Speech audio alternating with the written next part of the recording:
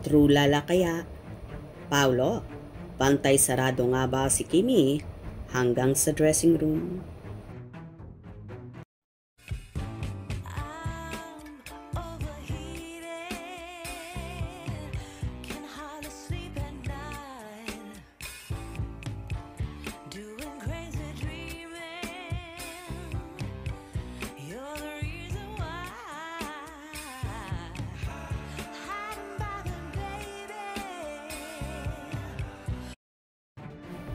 Kaloka itech at sari-sari na naman ang lumalabas sa mga marites.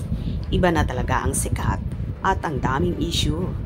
Kasalukuyan ngang nasa Cebu City na ang magka-screen partner at love team na sina Kim Chiu at Paolo Avellino para sa shooting ng The Alibi series kung saan nasa ikalawang cycle na sila. Ayon nga sa ilang sources ay magtatagal daw ng isang buwan ang naturang taping dahil minamadali na raw ito at atat na ngang lahat ay masilayan ang The Alibi series. May kumalat nga na larawan kung saan may bandage Kimi sa tuhod at isa't isa ay nagtatanong kung napano daw ba ang dalaga.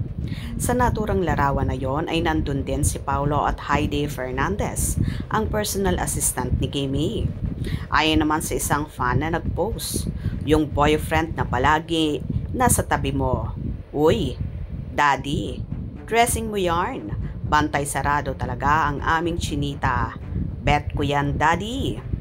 Na tila ba sinasabi ng fan na ito na kahit sa dressing room ay binabantayan ni Paulo si Kim. Narito naman ang ibang hanash ng kafanihan. That's love forever. The best kayo talaga, Kim Pao. Take care. Always. Love you both. Baka daw kasi maglagay na naman ng glitters. Ayaw niya yon kasi natatabunan ang magandang mata ni Kimi Avellino. Ha ha ha ha. Gusto ko yang makita palagi na magkasama ang Kim Pao.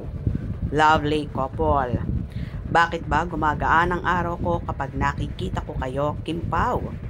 They walk in the way of understanding, but be wise in the what you act toward outsiders.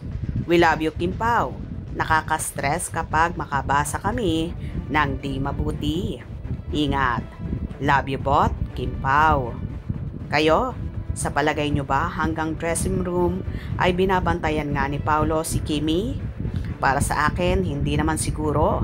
Nagkataon lang talaga na gusto nila palagi magkasama. Di ba nakakahappy lang talaga kapag yung girlfriend or boyfriend mo ay palagi mong katabi at nakikita.